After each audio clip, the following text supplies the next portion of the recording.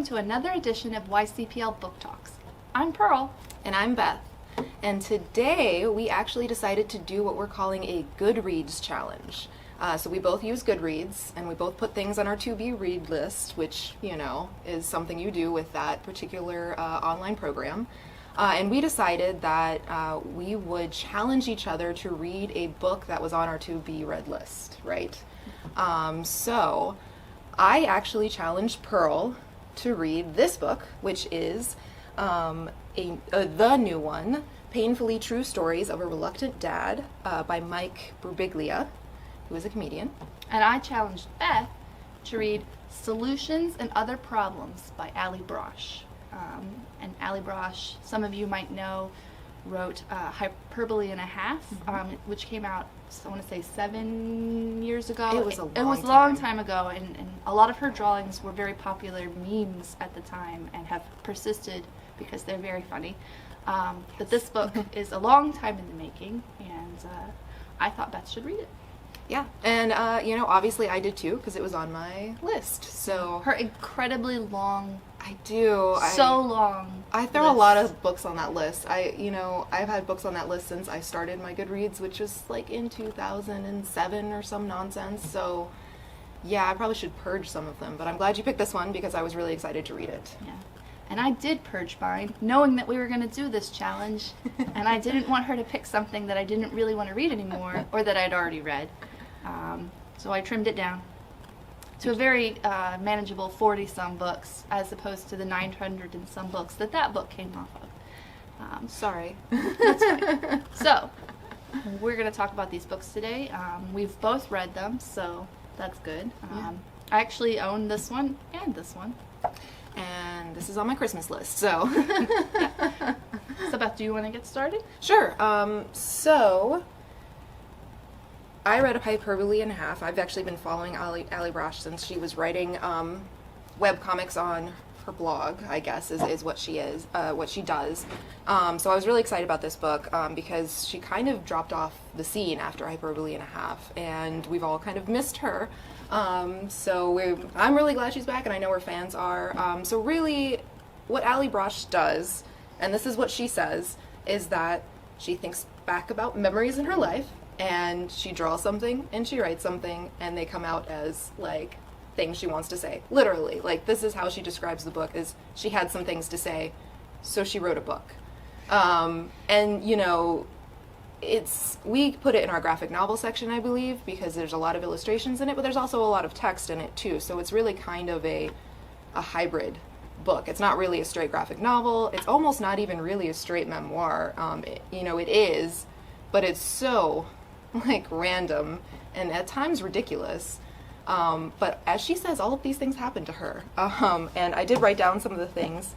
At some point, all of these examples happened before preschool. So, for example, she gets stuck in a bucket, she stalks her adult male neighbor, and she befriends a fish only to discover it was dead and she needs to save it. And those are just some of the examples of her wacky adventures. And she has this wonderful way of telling these hilarious stories that also have depth and, you know, reveal a difficult life, and bring relatable, not like lessons. It's not Aesop's fables or anything. But you can draw, you know, lessons from it. You know, you can really relate to what's happening in her stories. Yeah. She has a way of making content that is difficult, relatable. So, for instance, she's been very candid about the fact that she suffers from depression. And one of the things that I personally have found, enjoyable is not the right word, but like interesting is just something that I have connected to in this book and in Hyperbole and a Half, is just kind of the candidness in which she talks about, you know, how she experiences things and the difficulties that she's had, especially with depression. And, you know, I like to think of some of the stories in this one as her just kind of trying to process. She's trying to process, and she's trying to reflect and trying to understand things that have happened. Because you have the funny childhood stories, but then you also have stories about her sister, who she tragically lost a few years ago. She had had some health problems, and she kind of covers that. And, you know, she describes herself sometimes, I don't remember if it's in this book or if in interviews I've read, kind of as a hermit type. Yes. She has a tendency to wander around outside at night. Yes.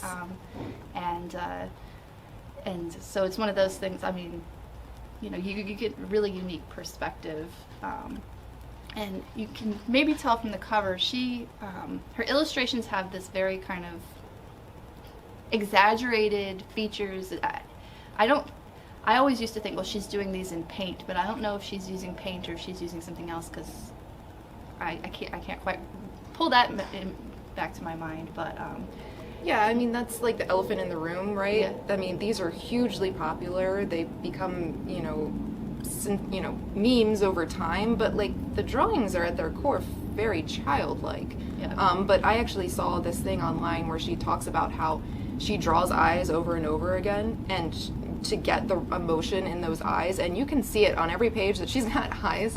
They're childlike stories, but like or drawings, but they get the emotion, the feeling across like wonderfully just by tweaking like just a little bit, like the pupils slightly different, or she puts eyebrows in, and it's amazing to me that she's stayed in this very like stick figure, lack of detail kind of thing, and has made something so meaningful for so many people, even though she's kept this style, and it's so recognizable that, you know, that's Allie Brosh when you see it. And Yeah. I always found that really fascinating, because I can't draw at all. And as she even says, she's like, you know, they're not good pictures, but there's 1,678 of them in this particular book, so, you know. About 24 little vignettes. Some of them are longer than others, some of them are just one page long. And, you know, like some memoirs, they're not really in chronological order. She hops back and forth. There's this one point where she's telling this kind of uncomfortable story, and she's like, you know what, guys, I need to give you a break, I need to give myself a break, and she cuts, and she switches to a whole other story, and then, like, you know, 6 stories later, that story comes back around, and she's like, are you guys ready? This is the one. This is the thing that I didn't want to talk about earlier, but now we're going to talk about. So it really is kind of like being in conversation with the author, which I think all good memoirs are, that you feel like you're sitting and hanging out in a room with this person, learning about them, and maybe learning about yourself a little bit. And if you relate at all to Allie, to being, as she calls herself, like a little weirdo, we're all little weirdos, just a little you bit. know, and it's great to normalize, like, you know, things that, you know, make us unique, even if they're things that are difficult, like dealing with anxiety, like dealing with depression. Yeah, and I think that, you know, it gives you hope, because if you can be this funny dealing with some of the things that she's had to deal with, then yeah, we might all be okay. Maybe. It's nice to know you're not alone, you know what I mean? Yeah, exactly. Yeah. But I would say, do you think it was worth waiting 7 years? Oh, definitely. Definitely. Yeah, I mean, Hyperbole and a Half was my, you know, not my first, but like it's still a great book, and this is a little different. If you're actually a huge Hyperbole and a Half fan, this one is jumps around a little bit more, I think. Like I not that there was a narrative in that one. This one just felt a little more frenetic, I think. Like it was slightly harder to follow, but honestly, it doesn't matter, because at the end of the day, you get to the end and you're like, man, that was just good. That was, you know, just good. Yeah. Yeah, I definitely tore through that when I read it. Yeah. It was good. Cool. So yeah, I did want to mention that I did have 3 favorites, and one of them is the fish story, and I think it's called Fish Video. It's so good. But there's one called Cat, in which Allie adopts a cat, and then there's one called Loving Kindness Exercise, in which she learns how to meditate, and it just devolves into something much stranger, and it's just really great to see how her mind works. And it's good. I mean, there's some more difficult ones out there, like the second half of Loving that, you know, you sort of reference to, but it's definitely worth a read, even just for those. But Oh, cool. yeah. I'm glad you liked the book that I picked for you. Well, speaking of memoirs with a touch of humor, Yeah. shall we move on to the pick I chose for you? isn't it such a amazing coincidence that the books we picked for each other have a very similar theme? Oh, they do, but they're very different. Humorous memoir. Yes, but they are very different. They are very different. Yeah. Yes, so my book is called The New One, Painfully True Stories from a Reluctant Dad, by comedian Mike Birbiglia, and also his wife, J-Hope Stein. She worked on it with him, and she also has poems that are included throughout the book. Yes. And this book, I actually bought this book for my husband for Father's Day this past spring, and to my knowledge, he's never read it. It was a great gift, obviously. But I have read it now, so I will be back at him trying to get him to read it. So this book, The New One, is based off of Mike Birbiglia did I want to say comedy show, but really like it evolved into a Broadway show. Sure. And it was, and it was all across the country and everything. And eventually it got filmed for Netflix, which is how I watched it. Yeah. And then I was like introduced to the wry, dry sense of humor that is Mike Birbiglia. Yes. And his thoughtful comedy, his observations and whatnot. And I really enjoyed it. And I've seen some of his other specials. I feel like have you watched his comedy before? Yes, I have. And I have enjoyed it, definitely. So that's a recommendation for you. Sure. But anyway, so this book basically is about him and his wife's journey to parenthood, and then once they've had their baby, Una, what it's like afterwards and, going forward. It's kind of one of those things where, for me, I'm a parent. Beth is not a parent. But it's one of those books that I feel like you could recommend to somebody who isn't a parent. Like, sometimes when it's like, oh, it's a funny book about parenting, and people who don't have kids, sometimes they're automatically like turned off. They're like, nope, no thank you. But I think that this is really amusing. When I first started reading it for this lovely challenge, I kept texting Beth photos of pages. I was like, you're going to think this is funny, which I'm sure she greatly appreciated. Yes. But basically, it's just a bunch of stories. It's not completely in chronological order. It's a bunch of stories about Mike's life, and both before and after Una. Most apt word, other than amusing, highly amusing, is honest.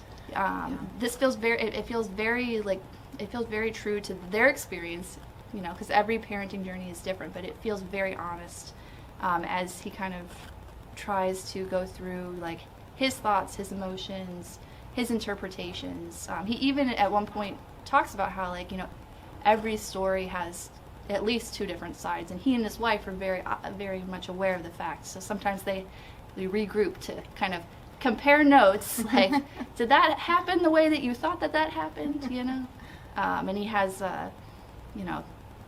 some good stories in here about like him perceiving stuff as happening one way, and then his wife comes around again and he's like, not quite, and I think that that's true as much in parenting as it is in life, that perspectives change, interpretations of moments in time or events, they can vary. Basically, I don't know, I just thought this book was really funny. Would I have thought it as funny if I didn't have basically almost preschooler? Who's to say?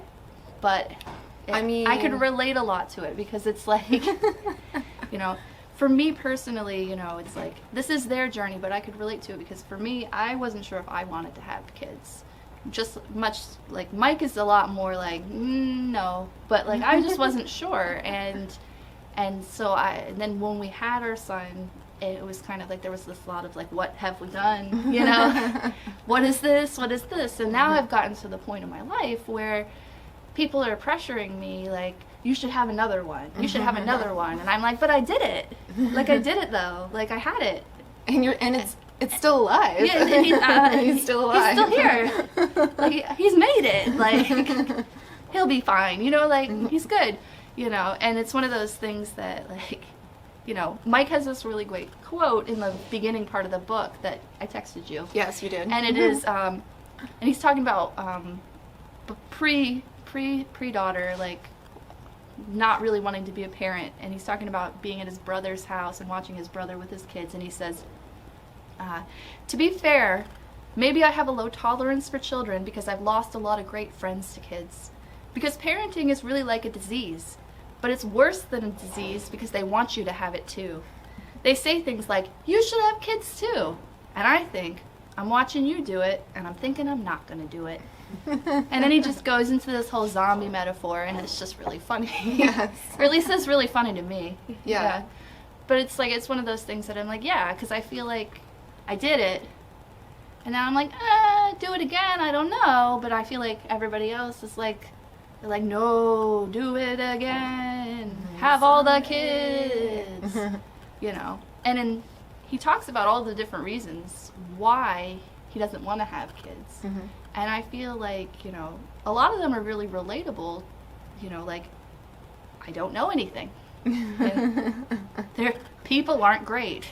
Well, you know. Yeah. It's like, my body is a lemon, which to be in his defense it is, because he has a sleepwalking disorder. He had like some kind of cancer scare at one point. Yeah. There are other things that I cannot remember off the top of my head, you know. But I think when you read this, especially if you're the person who doesn't have kids, doesn't want to have kids, you know, it's kind of this thing that's kind of like, it's helpful to hear. Because I feel like for a person who's chosen not to have kids, you get a lot. Yeah. You get a lot of people being like, Yeah. you know. Oh yeah, for sure. Yeah. It's like, you know, it's a thing that happens. People kind of expect you to want to have kids. Yeah. You know, and I'm not a parent, but I actually really love books about parenting, like especially humorous books about parenting, because you're reading it and you, as a person who chose not to have kids, I'm like, you know, like, and that's why reason number 693, and you really only need one reason to have a kid, I guess, you know. well, That's what they say sometimes, but you know, it's humorous. It opens up a little bit of a window into the lives of parents, and maybe gives you a little more patience for people who have to deal with these ridiculous stories that, you know, happen. yeah. But I mean, you know, and it's one of those things that this book, yeah, it's about parenting on the surface, you Sure. know. But it's I would argue it's not just about parenting, it's about relationships, and it's about how relationships can grow and change. And specifically, you're watching Mike and his wife Jen, also known as Chloe. It's a thing. You're watching Mike and Jen's relationship, you know. Granted, it's through Mike's lens primarily, although you have snapshots of Jen in there, especially through her poetry. But you're watching the relationship kind of grow and strain and ebb and flow, and Mike doesn't shy away, you know, to talk about like how hard it is. And if I was going to say who would like this book, I would say, you know, I think parents would like it, especially those who didn't initially embrace being a parent. Like if you were like, I love being a parent, I loved being pregnant, and then I loved everything after that, you know, I don't know if you would necessarily relate to this, but you should still consider reading it. Because it's about the relationship. Because it's about the relationship too, yeah. And I think that, you know, anybody that says that children don't create some form of stress in a relationship, I mean, I would love to meet those people. Sure. Because kids are kids. Yeah. But then, yeah, people who, you know, maybe don't necessarily have kids, but just enjoy reading about it anyway, like Beth. But, you know, even if that's not what's bringing you to the table, it's like, it's full of dry humor, you know. So if you like a nice humorous read, especially, you know, by a comedian, it's a good selection. And if you're a fan of Mike Birbiglia, I would definitely recommend picking it up, because it's like reading his stand-up, but in your own head. I haven't investigated, which I probably should have done before this book talk, but I haven't investigated whether or not he read the audiobook. I would assume so.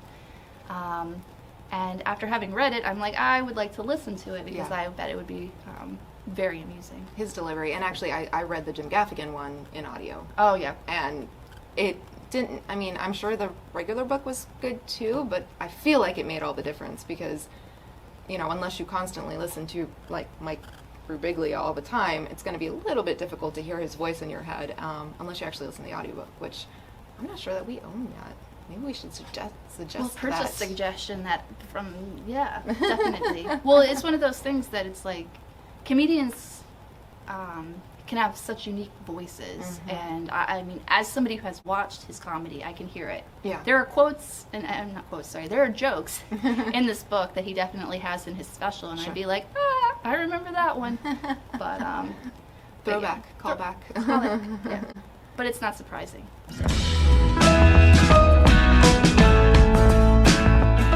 It's nice that they were already on our to-be-read lists. Yeah, and I think that, you know, when you get to a certain point of the year, you're trying to look for any kind of win to round out the year. Yeah. And clearing a book off of your to-read list is a nice kind of win. Yes. And the easiest way to do that is to come to the library and check out a book. Yes, both of these books can be checked out from the library. If they're Yes. not currently available, you can place a hold on them today. Yes. Yes, or tomorrow, whenever. Well, thanks so much for listening. I hope you got a few chuckles and got a few book recommendations for your to-be-read list. We hope you have a great day. That sounded really sad. We hope you have an excellent day. We do, and we hope that you get some great laughs out of these books. Please check them out because they are wonderful and they need to be read by more people. Totally. Okay. Bye.